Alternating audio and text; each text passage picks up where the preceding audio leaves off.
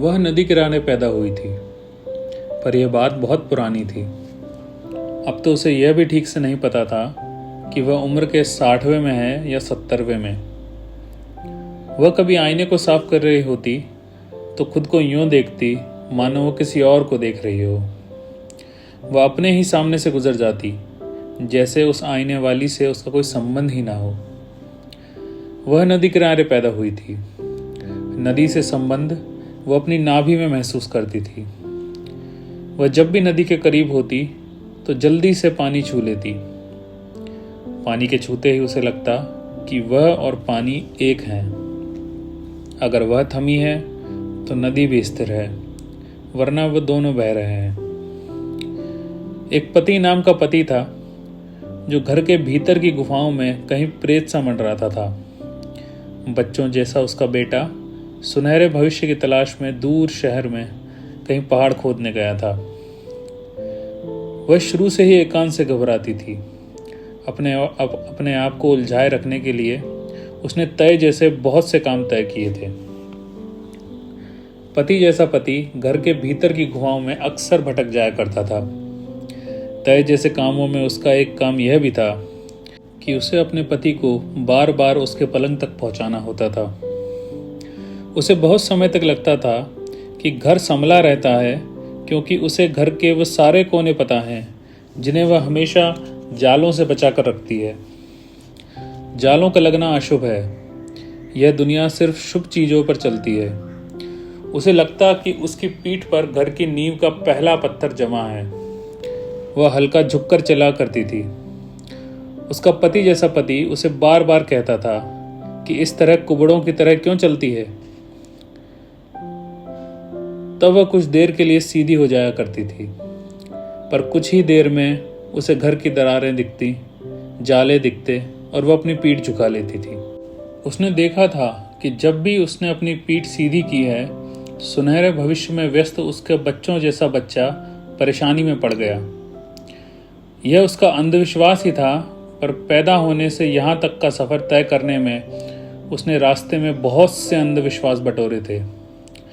अगर उसे एक बार छींक आ जाए तो वह दूसरी छींक तक आने तक किसी से बात नहीं करती थी। उसका यह अंधविश्वास पूरा घर जानता था और पास पड़ोस के बूढ़े भी। उसका पति जैसा पति उसकी छींक सुनते ही चुप हो जाता और तब तक चुप रहता जब तक उसे अगली छींक सुनाई न दे। कई बड़े असहज क्षणों में वह झूठा छींक देती या नाक में चींटी काट लेती ताकि छींक आ जाए। झूठा छींकने के बाद बहुत देर तक उसका मन खट्टा बना रहता। उसे लगता कि अंधविश्वास का कोई एक डरावना भगवान है जिसे उसने धोखा दिया है। उस डरावने भगवान का कोई कैलेंडर नहीं था, सो वो उसके सपने में अलग अलग चेहरे लिए हुए आता था। अधिकतर अंधविश्वास के भगवान का चेहरा उसके पति जैसे पति से मिलता जुलता होता था। अंधविश्वास के भगवान का उपचार भी उसने एक और अंधविश्वास से कर लिया था। वह खूब शक्कर वाली चाय बनाती और उस चाय को घर के सामने लगे पीपल के पेड़ के नीचे उड़ेल देती। उसे लगता अंधविश्वास का भगवान बहुत शक्कर वाली चाय से प्रसन्न हो जाता होगा, जैसे उसके पति जैसे पति को शुगर होने से पहले तक बहुत शक्कर वाली चाय बहुत पसंद थी। उसने अपनी शादी के शुरू के दिन डर जैसे कमरे में अपने पति के साथ बिताए थे, अपनी नदी से बहुत दूर। जब पति जैसा पति उसे ज़्यादा डराता, वह खूब शक्कर वाली चाय बनाकर उसे दे देती। वह डराना भूल जाता और वह किचन में भाग जाती थी। किचन एक गर्म गुफा जैसा था। जब भी उसे खतरा दिखता, वह अपनी गुफा में उकड़ू बैठ लगातार काम में व्यस्त हो जाती। सारे खतरे उसने अपनी गुफा में बहुत काम करके दूर भगाए थे। उसे कुछ डर अभी भी याद आते हैं। जब वह उम्मीद से थी तो उसके पति जैसे पति ने कहा कि लड़का चाहिए। उसे लगा कि वह मशीन है जो बच्चे जनती है। वह अपनी मशीन में वह यंत्र तलाशने लगी जिसके जरिए पुरुष समाज के पुरुष ही बाहर निकलते हैं।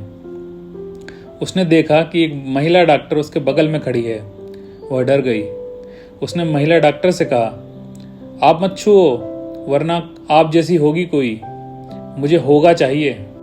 पुरुष समाज से पुरुष को बोलो मुझे छुए, आप नहीं। वह डॉक्टर बहुत अचरज से उसे देखती रही।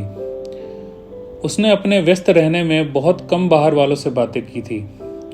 बहुत कम में वह जब भी बहुत कम बोलती, उसे लगता कि उसे बहुत कम बोलना भी कम करना पड़ेगा। जब पहला लड़का हुआ तो उसने हाथ जोड़े और अपनी माँ जैसी माँ को धन्यवाद कहा कि मशीन ने सही काम किया। उसने पुरुष समाज में एक और स्वस्थ पुरुष दिया। फिर उसके पति जैसे पति ने कहा कि देखना, इसकी शक्ल मुझ पर जाए। उसने अपने शरीर जैसे दिखने वाली मशीन को देखा। फिर उस स्वस्थ पुरुष को देखा जो अभी अभी उसकी मशीन से निकला था। अभी अभी जन्मे बच्चे सा दिखने वाला वह बच्चा बिल्कुल अभी अभी जन्मा सा लग रहा था। वह इस वक्त किसी के जैसा नहीं लग रहा था। वह उसके एकदम पास आ गई देखने कि वह कैसा दिखता है। फिर उसने सोचा कि वह कैसा दिखती है। उसने अपनी शक्ल कब से नहीं देखी थी।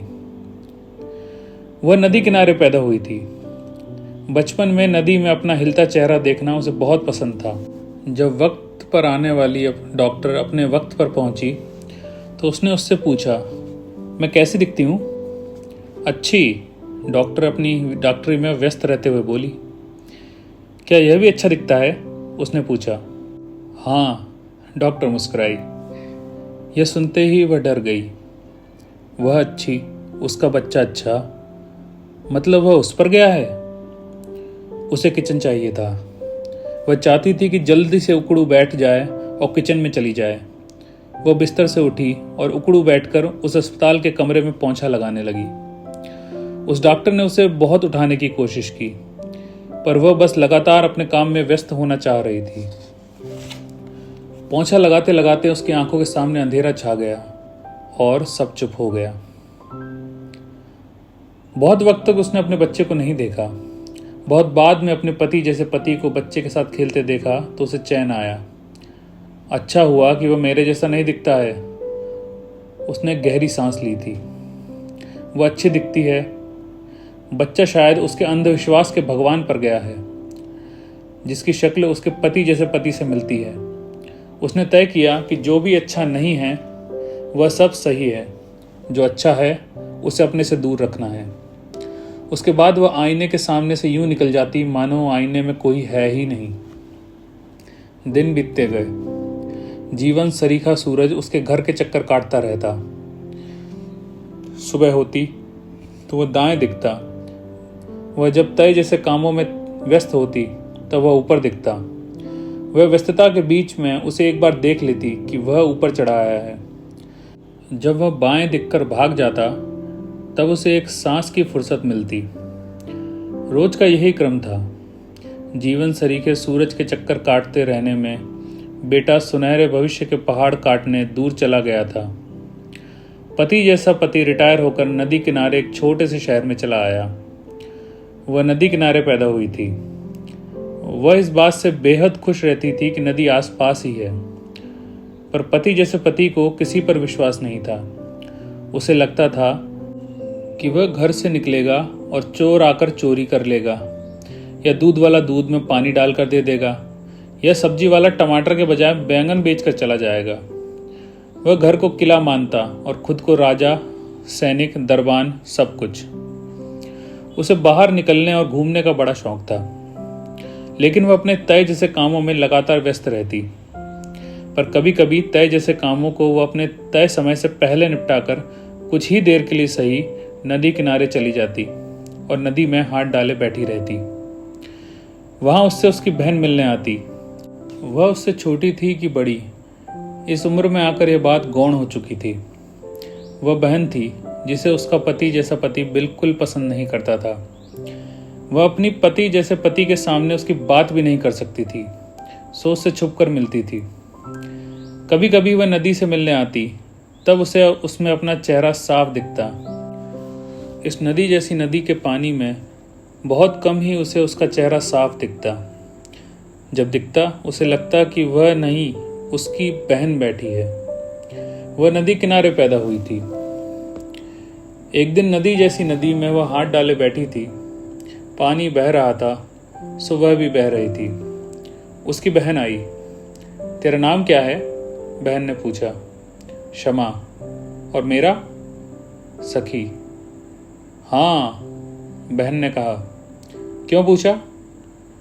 मुझे भूलने की बीमारी हो रही है शायद। मुझे आजकल कम चीज़ें याद रहती हैं, बहुत जोर डालो तब कुछ याद आता है। नाम तो अच्छे से याद है, उसने कहा। चल गोलगप्पे खाने चलते हैं। नहीं, आज नहीं। फिर कब? जब मैं पूरे दिन के तय काम आधे दिन में ख़त्म कर दूंगी तब। अरे आज तू शनिवार को कैसे आ गई? उसकी बहन ने पूछा। आज ये बहुत देर से सोकर उठे, इसलिए मेरा सुबह का पूरा तय काम जल्दी ख़त्म हो गया। जाते हुए टमाटर खरीद कर ले जाना मत भूलना। हाँ, इनको टमाटर की चटनी बहुत पसंद है। तेरे को याद है कि कैसे बचपन में पेटीकोट का फुग्गा बनाकर हम इस नदी में तैरते थे? हाँ, मैं 2 बार डूबते डूबते बची थी। पिछली बार तूने कहा था 1 बार। हाँ, शायद 1 ही बार, क्षमा शर्माते हुए बोली। वो बता ना, जब पानी के अंदर गई थी तब क्या हुआ था? कितनी बार तो सुन चुकी है, फिर से बता दे, तुझे भी तो अच्छा लगता है। पहले मैं तड़फड़ाती रही सांस लेने के लिए, फिर जब बहुत पानी पी लिया तो नीचे जाने लगी। तब मैं आराम से सांस ले रही थी। जब पानी के बहुत अंदर चली गई तो मैंने आंखें खोल ली। वहाँ सारा कुछ चमकीला था। सारी मछलियाँ काम कर रही थीं, पुरुष मछली और महिला मछली। मुझे लगा कि मैं भी मछली हूँ, पर पानी के अंदर मेरे पास कोई काम नहीं था। फिर मैंने भी उन्हीं की तरह अपनी आंखें फाड़ ली और इधर उधर चीज़ें ढूंढने लगी। फिर पता चला कि सारी मछलियाँ खाना ढूंढ रही हैं। मैं खाना ढूंढने में छोटी मछलियों का साथ देने लगी। तभी वह हरे, नीले और पीले दानों वाली बड़ी सी मछली पता नहीं कहाँ से आ गई। मेरे आंखों के ठीक सामने आकर मुझे घूरने लगी। मैं मुस्कुराई तो वह भी मुस्कुरा दी। मैंने कहा कि कैसी हो? तो उसने कहा कि मुझे पेट में दर्द है। मैंने कहा कि घर में पेट दर्द की दवा है। उसने कहा कि तू दवा ला तो मैं तुझे कुछ बताऊंगी। एक तिलिस्म है तेरे आसपास। वह कुछ कह रही थी कि तभी पिक्कू भैया ने खींचकर बाहर निकाल लिया। मैं चिल्लाती रही कि मछली, मैं कल दवा डाल दूंगी, तुम पी लेना। पिक्कू भैया भी पगले हैं, बहन ने कहा। हाँ, मैं कहती रही कि मैं मछली थी और अपनी मछली से बात कर रही थी, लेकिन पिक्कू भैया ने तो चांटा जड़ दिया। तेरे को माँ की कसम नहीं खानी थी, बहन ने कहा। मैं क्या करती, पिक्कू भैया पीछे ही पड़ गए कि तूने नदी में कदम रखा तो तेरी माँ मरी समझ। पर तूने कदम रखा ना? नहीं। जब मैं देर रात घर से भाग कर आई तो मैंने पैर पीछे रखे और सिर्फ सिर पानी में डाला और अपनी मछली को पेट दर्द की दवा दी। तेरे कारण माँ तो मर गई ना, बहन ने कहा और वह चुप हो गई। अच्छा सुन, नदी से हाथ निकाल, उसकी बहन ने कहा। उसने तुरंत नदी से हाथ बाहर निकाला। अब वापस डाल दे। उसने वापस हाथ डाल दिया। अब बता, तूने उसी नदी में हाथ वापस डाला जिस नदी से हाथ बाहर निकाला था? मतलब? उसने पूछा। मतलब नदी तो बह रही है, तू एक ही नदी में वापस हाथ नहीं डाल सकती। इस बात पर उसने झूठा छींक दिया। उसकी बहन को चुप होना पड़ा। वह उठी और चलते हुए जब नदी बहुत पीछे छूट गई तो दोबारा झूठा छींक दिया। फिर तुरंत घर आकर बहुत मीठी चाय बनाकर पीपल को चढ़ा दी और आधे दिन के बचे में आधे दिन के तय काम करने में व्यस्त हो गई। एक दिन वह घर में दबे छुपे जालों को साफ करते हुए घर के कोनों में उकड़ू गुमी हुई थी कि दरवाजे पर उसे उसका बच्चों जैसा बच्चा खड़ा दिखा। वह अब अपने बाप के कद से थोड़ा बड़ा हो चला था। उसका पेट भी निकल आया था और उसका माथा थोड़ा बड़ा हो गया था। शमा को उसे देखकर खुशी हुई कि वह एकदम अपने बाप जैसा दिखने लगा है। उसने अपनी माँ को देखा और कहा कि देख कौन आया है। जब वह दरवाजे पर से हटा तो उसने देखा कि पीछे एक लड़की खड़ी है। उस लड़की ने नीला जीन्स और पीली टी शर्ट पहन रखी थी। उसने ऊपर से हरे रंग की जैकेट डाली हुई थी। उसने दोनों को देखकर बैठने के लिए जगह दी और भीतर किचन में चाय बनाने चली गई। लड़के ने पूछा कि पिताजी कहाँ हैं? कमरे में तो नहीं दिख रहे। वह चौंक गई और फिर उसने घर जैसी गुफा में यहाँ वहाँ ढूंढा तो गुसलखाने की दीवार से टिककर वह खड़े थे। पैजामा नीचे था और वह पेशाब करने का प्रयत्न कर रहे थे। शमा ने पैजामा चढ़ाकर उनसे कहा कि आपका बेटा आया है। जब उसने दूसरी बार कहा तब वह धीमे कदमों से चलकर बाहर आए। लड़के ने बाप के पैर छुए। लड़की ने बस नमस्ते किया। वह जब चाय लाई तो उसने सुना कि वह कुछ दिन यहाँ रहेगा। उसने घर का एक कमरा दोनों के लिए साफ कर दिया। जब वह चाय के खाली कप वापस लेने गई तो उसने देखा कि लड़की ने चाय छोड़ दी है। उसने पूछा, दूध दे दूं? लड़की ने हंसकर कहा, नहीं, मैं शक्कर और दूध नहीं पीती, काली चाय मिलेगी? वह बहुत सोचती हुई किचन में वापस आई और सोचा, यहाँ काली चाय तो कभी बनी नहीं। उसने आधी चाय जैसी काली चाय बनाई और उसे दे दी। उसने कहा कि अच्छी है। शमा ने कहा कि तुम्हें आधी चाय पसंद है? वह लड़की हंसने लगी। बाप ने उसे पागल कहा। बेटे ने सहमति जताई और वह वापस किचन में आकर रात के खाने की तैयारी में लग गई। लाल टमाटर की चटनी, ताज़ा भिंडी, दाल, थोड़े बैंगन, प्याज तथा खीरे का सलाद, पतली रोटी और बासमती टुकड़ा चावल। वह इन्हें मंद मंद दोहराती हुई चुप संवाद के साथ काम में जुट गई। अब उसका सिर तभी उठेगा जब वह ये सब बनाकर किचन साफ करके सारा कुछ डिनर टेबल पर सजा देगी। उसने भिंडी और टमाटर काटने से और साथ ही दाल चढ़ा देने से खाना बनाना शुरू किया। तभी वह नीली जीन्स और पीली टी शर्ट वाली लड़की किचन में आई। शमा ने देखा उसने हरा जैकेट उतार दिया है। उसके किचन में अरसे से कोई नहीं आया। सुबह एकदम कोने में जाकर चुपचाप टमाटर और भिंडी काटने लगी। उस लड़की ने कहा कि मैं मदद करूं? शमा ने सिर्फ अपना सिर न महलाया। तुम्हें भूख लगी है? बस अभी हो जाएगा, शमा ने कहा। नहीं, बिल्कुल नहीं, वो दोनों सो गए हैं और मैं बोर हो रही थी तो सोचा आपसे बात करूं। क्या बात? शमा को लगा कि उससे क्या बात करनी है। नहीं, ऐसे ही, मुझे आपका ह्यूमर अच्छा लगा। आधी चाय। वह लड़की फिर हंसने लगी। बना दूं? तुम्हें चाहिए? शमा ने पूछा। नहीं, मैं तो, जाने दीजिए। वह लड़की फ्रिज से टिककर खड़ी हो गई और दूर से शमा को देखती रही। शमा को लगा कि वह लड़की उसका कूबड़ देख रही है।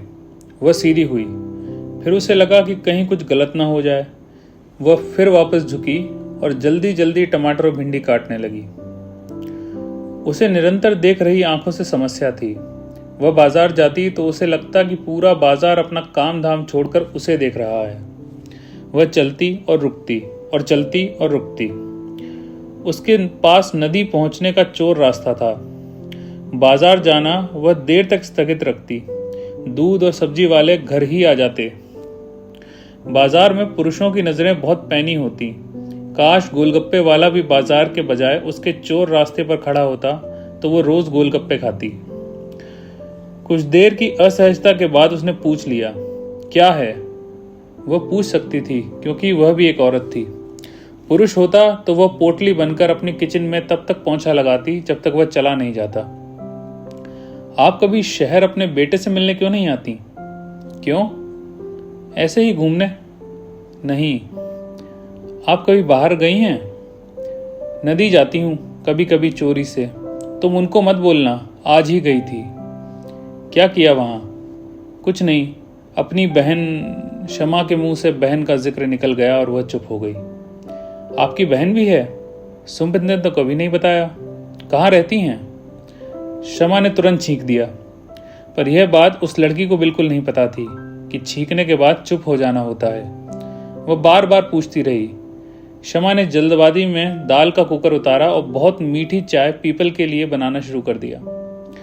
उस लड़की ने शमा का हाथ पकड़कर उसे अपनी तरफ घुमा लिया। आप इतनी डरती क्यों हैं? तभी सुमित किचन में आया। क्या हुआ? उस लड़की ने शमा का हाथ तुरंत छोड़ा। मैं तुम्हारी माँ का हाथ बटाने की सोच रही थी। उन्हें जरूरत नहीं है, वह कर लेती हैं काम। चलो तुम्हें गांव दिखा दूं। आप भी चलेंगी? उसने शमा से पूछा। अरे स्नेहा, वह नहीं जाती कहीं, तुम चलो। सुमित ने स्नेहा का हाथ पकड़ा और खींचकर बाहर ले गया। स्नेहा की आंखें जाते हुए भी शमा पर टिकी रहीं। स्नेहा के जाते ही शमा ने पीपल को चाय चढ़ाने से पहले दूसरी बार झूठा छींका और चाय चढ़ाकर पीपल के हाथ जोड़ लिए। रात का खाना सजा हुआ था। शमा दाल में एक रोटी मीस रही थी। कम दांत होने की वजह से पति जैसे पति को चबाते नहीं बनता था, सो शमा को उन्हें हर चीज मीस कर देनी होती थी। ये भिंडी कितनी स्वाद बनी है। मैं भिंडी बिल्कुल पसंद नहीं करती हूँ, पर यह तो बहुत ही स्वाद है, स्नेहा खाते हुए बोली। शमा रोटी मीस चुकी थी। उसने थाली उनके पास सरका दी और खुद उठकर किचन में चली गई। भीतर उसने अपने लिए दाल चावल मीसे और एक कच्चा टमाटर हाथ में रख उसे हर कौर के साथ खाने लगी।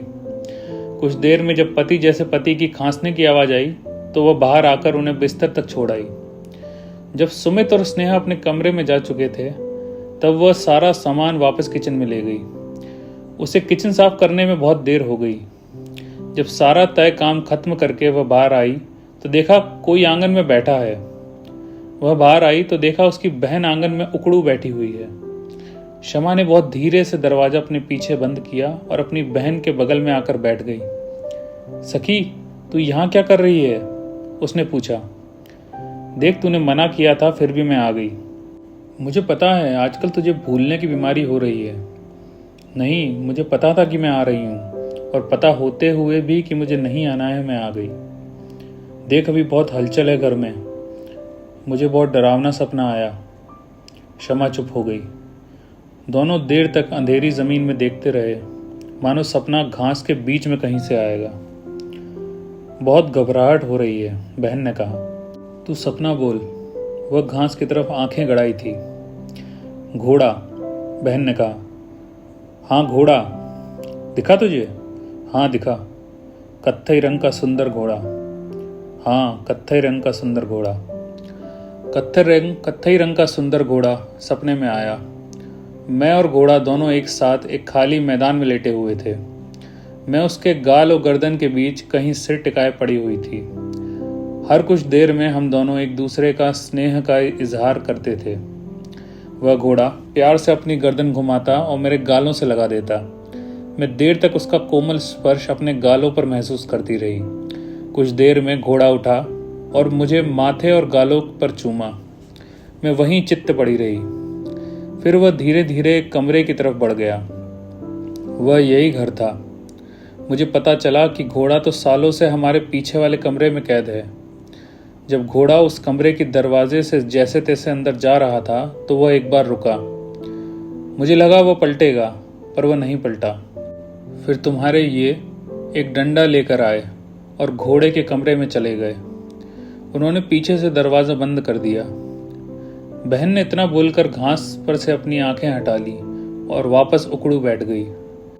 उसने अपनी गर्दन अपने दोनों पैरों के बीच फंसा दी। मैंने इनका डंडा तो बहुत पहले पानी की टंकी के ऊपर छुपा दिया है। ये कभी कभी उसे ढूंढते हैं, फिर थकने के बाद मुझे कहते हैं, तो मैं भी मेरे थकने तक यहाँ वहाँ ढूंढती रहती हूँ। पर वह घोड़ा चीख रहा था तो उसकी आवाज़ अजीब सी थी, जैसे वह गा रहा हो। और पता है, रुक जा, मैं देख कर आती हूँ कि ये सब सो गए हैं कि नहीं। शमा भीतर आई तो देखे पति जैसा पति खर्राटे ले रहा है, पर सुमित के कमरे का दरवाज़ा हल्का खुला हुआ था। शमा को अचानक लगा कि छत पर कोई चल रहा है। वह दबे पांव ऊपर गई और छत का दरवाज़ा खोला तो देखा वहाँ स्नेहा एक कोने में खड़ी होकर सिगरेट पी रही है। वो भागती हुई नीचे आई तो देखा बाहर बहन नहीं है। उसने आंगन से ऊपर देखा तो स्नेहा उसे देख रही थी, ऐसे जैसे वह बहुत देर से उसे देख रही है। शमा ने बाहर आकर दरवाजे पर कुंडी लगाई और अपने पूजा वाले कमरे में आकर सो गई। जैसे बहुत प्रयत्न से एक घर बनता है, बहुत प्रयत्न से एक जीवन रेंगते हुए कटता है। धूल मानो समुद्र में उठती लहरें हों, वह रोज बाहर फेंकने पर रोज भीतर आ जाती है। शमा को लगता कि सालों से चली आ रही समुद्र और जमीन की लड़ाई में अंत में समुद्र ही जीतेगा, क्योंकि वह थकता ही नहीं है। वह रोज लगातार धीरे धीरे भीतर आने की कोशिश में लगा रहता है। सुबह नाश्ते में सुमित बाहर से समोसे और जलेबी लाया। शमा सबके लिए चाय ले आई। सबने जलेबी और समोसे चटकारे मार कर खाए। पति जैसे पति को जलेबी मना थी, पर सुमित ने एक खिला दी। फिर वह दिन भर बिस्तर और बाथरूम के बीच घूमता रहा। उस घूमने में शमा के तय जैसे काम बहुत बढ़ गया। वह नदी जाना चाहती थी। जब दोपहर में पति जैसा पति अपने पलंग पर पस्त पड़ गया तो उसने उसे नींद की गोली खिला दी। किचन पूरा बिखरा पड़ा था और अभी दोपहर का खाना बनना बचा था। तय जैसे काम बढ़ जाने पर शमा परेशान नहीं होती, बल्कि उसे एक युद्ध की तरह लेती। बहुत प्रयत्न से घर जैसा घर बना रहता। उस युद्ध के बीच स्नेहा किचन में आई। मुझे भिंडी बनाना सिखा दो। आज तो मैं भिंडी नहीं बना रही हूँ। तो क्या बना रही हैं? कड़ी चावल और हरी मिर्च की चटनी। चलिए तो मैं यही सीख लेती हूँ। शमा कुछ नहीं कह पाई। स्नेहा ने हाथ बटाने की इच्छा से सिंक में रखे बर्तनों को मांजना शुरू कर दिया। शमा को यह ठीक लगा। तय जैसे बहुत से तय कामों में से एक काम कम है अब। पहली बार शमा को किचन में किसी का प्रवेश बहुत बुरा नहीं लगा। वह मंद मंद मुस्कुराई। शमा की मुस्कुराहट से आहट पाकर स्नेहा भी सहज हो गई। बर्तन मांजते हुए स्नेहा एक फिल्मी धुन की सीटी बजाने लगी। शमा ने पहली बार स्नेहा को ध्यान से देखा। नीली जीन्स, पीली टी शर्ट और हरी जैकेट। शमा उसे देख ही रही थी कि स्नेहा पलटी और बोली, मेरा पेट बहुत दर्द कर रहा है मछली। शमा दंग रह गई। शमा स्नेहा के करीब आई। क्या हुआ? स्नेहा ने पूछा। तुम्हारे पेट में दर्द है? शमा ने पूछा। नहीं, थोड़ा अटपटा लग रहा है पर ठीक है।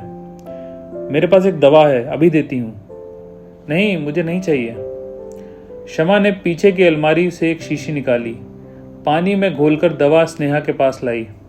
स्नेहा ने पहले मना किया, फिर वह शमा की जिद के आगे हार गई और एक झटके में उसने वह काढ़ा पी लिया। काढ़ा बहुत कड़वा था। स्नेहा ने अपना मुंह सिकोड़ लिया। शमा को स्नेहा का मुंह देखकर हंसी आई और उसके मुंह से निकला, मछली, और वो फिर हंसने लगी। सुमित बिल्कुल आपके जैसा हंसता है, स्नेहा ने कहा। नहीं, वह इनके जैसा है।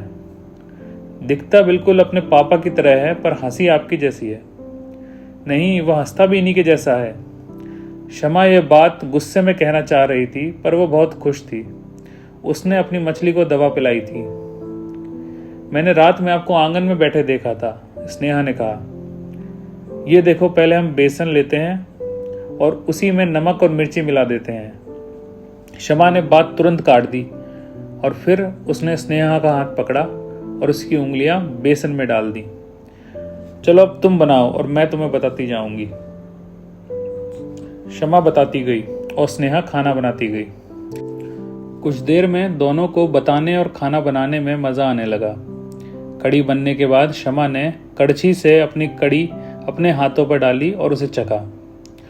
स्नेहा उसे देखती रही। कैसी है? स्नेहा ने बड़ी उत्सुकता से पूछा। थोड़ी तीखी हो गई है पर सबको पसंद आएगी। शमा के हाथों पर बची हुई कड़ी को स्नेहा ने चाट लिया। उसे लगा कि ठीक ही बनी है। किचन साफ करते हुए स्नेहा फिर सीटी बजाने लगी। शमा उसे देर तक देखती रही। वह नदी किनारे पैदा हुई थी। नदी आसपास ही है का एहसास उसके शरीर में हरदम रहता था। कल के कड़ी चावल सबको पसंद आए थे। पुरुषों के समाज में ऐसे कामों की सबसे ज्यादा तारीफ होती है। सबने स्नेहा के हुनर की तारीफ की। स्नेहा की गोद में वह और अच्छा खाना बनाएगी का सपना आकर गिर गया था। आज के दिन के तय कामों में सूरज उसे सीधा ऊपर दिखा। पति जैसे पति की तबीयत हिली हुई थी तो वह सो रहा था। बार बार गुफा में गुम हुए प्रेत को उसके पलंग तक पहुंचाने के तय काम उसे नहीं करने पड़े। वह वक्त उसका बच गया था। उसने वक्त देखा कि अभी उसके पास थोड़ा टाइम है। वो भागकर अपनी नदी से मिलने गई। बहुत देर तक उसने नदी में हाथ नहीं डाला। वह नदी जैसे नदी के बगल में मुस्कुराते हुए उसका बहना देखती रही। उसने देखा उसकी बहन उससे मिलने अभी तक नहीं आई। वह नदी के पास गई और नदी में के पानी में अपना हाथ डाल दिया। आज वह थमी हुई थी, सो नदी जैसी नदी भी उसके साथ थम गई थी। उसकी बहन ने उसके कंधे पर हाथ रखा। वह उसके बगल में बैठी हुई थी। अरे तू कब आई? शमा ने पूछा। बस अभी। आज गोलगप्पे खाने चलें? नहीं, आज तो बिल्कुल टाइम नहीं है। आज जाते वक्त लौकी ले जाना मत भूलना। लौकी के साथ कुछ और भी ले जाना पड़ेगा, वरना लगेगा कि सिर्फ लौकी लेने में इतना टाइम लग गया। हाँ, अदरक, लहसुन, धनिया भी ले लेना, थोड़ी हरी मिर्च भी। शमा मुस्कुराते हुए बोली। आज तू इतना चहक क्यों रही है? बहन उसके करीब आकर बोली। तुझे तो सब पता होता है, तू बता।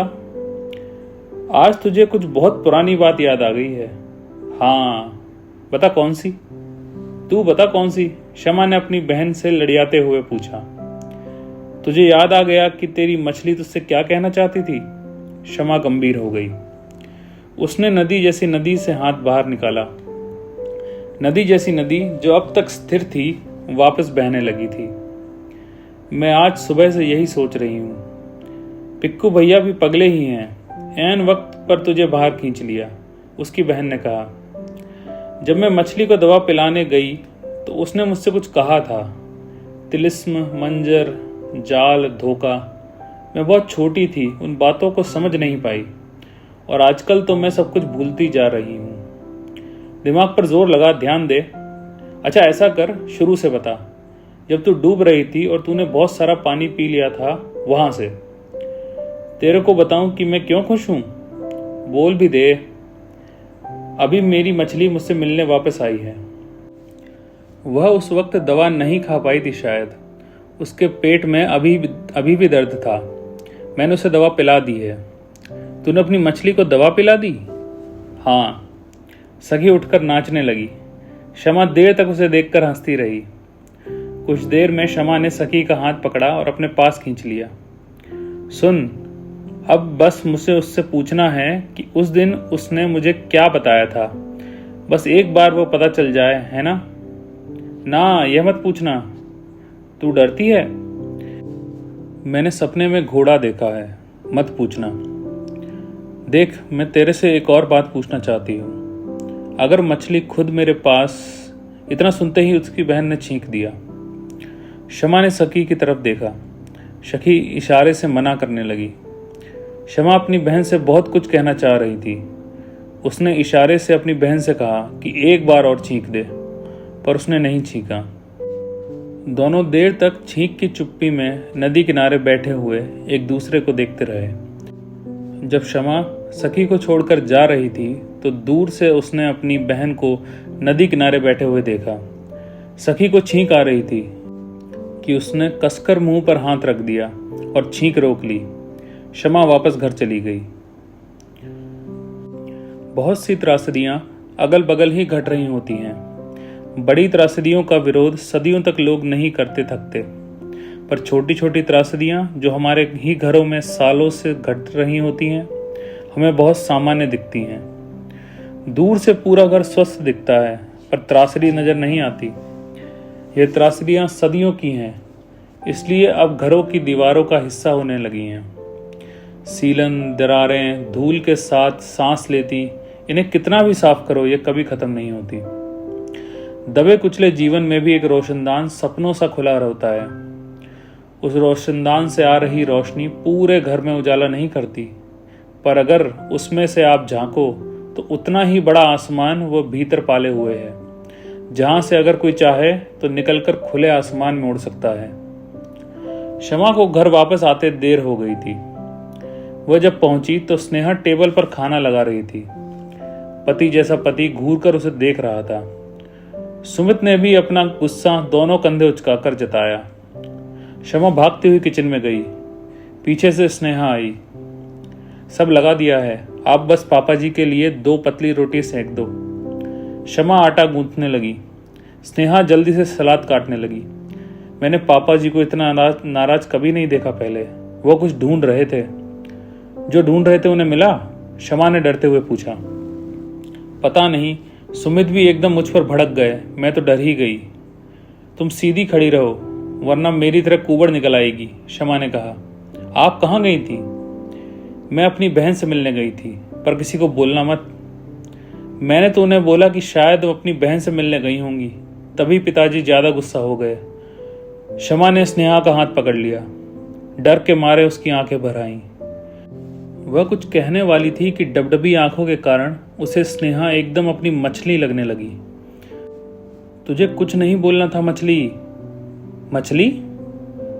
तू मेरी मछली ही तो है जो वापस आई है। अच्छा चलो, नहीं तो बाहर तांडव हो जाएगा। दोनों रोटी और सलाद लेकर बाहर आए। शमा कड़ी में रोटी मारने लगी। दोनों पुरुष टेबल के दो छोर पर बैठे थे। दोनों स्त्रियां अपने अपने पुरुषों के दाहिने कुर्सी पर बैठे उन्हें खाना परोस रही थीं। शमा की निगाह पति जैसे पति की कुर्सी से टिके हुए डंडे पर पड़ी। उसने तो इसे पानी की टंकी के पीछे छुपा कर रखा था, उसने सोचा।